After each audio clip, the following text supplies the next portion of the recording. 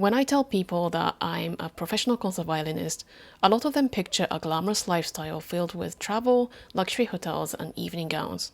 That is true to some extent. However, our fees vary widely from one engagement to another, and only certain expenses are covered, if at all. So you can easily end up spending most of your fee on food and expenses. Constant eating out and drinking after performances can also make you feel heavy and unhealthy. I logged my spending on my recent 5-day trip to St. Paul, Minnesota to show you how I stay on budget healthily and sustainably while on the road. I do a little planning and prepping before the trip. Here are a few items that I always bring with me. Instant noodles without containers, powdered ginger drink from Trader Joe's to prevent cold, instant miso soup, a portable kettle for boiling water and simple cooking, homemade granola for breakfast or snack, powdered kale juice to supplement fiber and vitamin intake, and vegetable enzymes to help with digestion.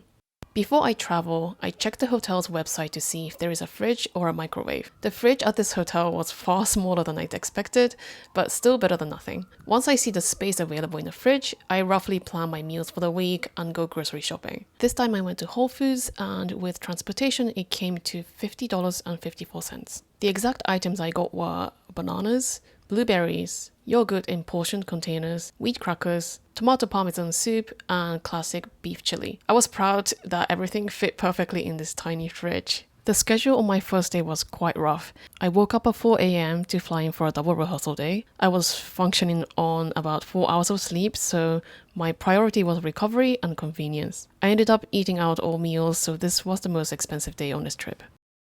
My second day started with a healthy breakfast similar to what I usually eat at home. For lunch, I used this mini kettle for the first time to heat up some of the tomato soup. It's very compact, about the size of a mug, and it also has a stewing mode, allowing you to cook simple meals in it. I had the soup with my favorite wheat crackers. I could just eat the whole box without anything. For dinner, I took advantage of my $5 DoorDash credit and got a bowl of pho.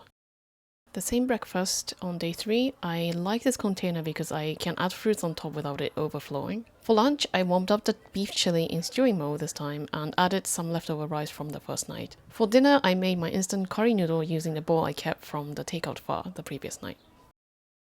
I saved quite a bit of money on day 3, so I treated myself to a delicious looking blueberry scone at the farmer's market. I went back to the cafe from the first day for a coffee, and there I also bought a sandwich for lunch, which I had with the rest of the tomato soup. After the concert that evening, I joined the other musicians for a drink but didn't order food because it looked heavy. Instead, I had the rest of the beef chili and rice in my hotel room.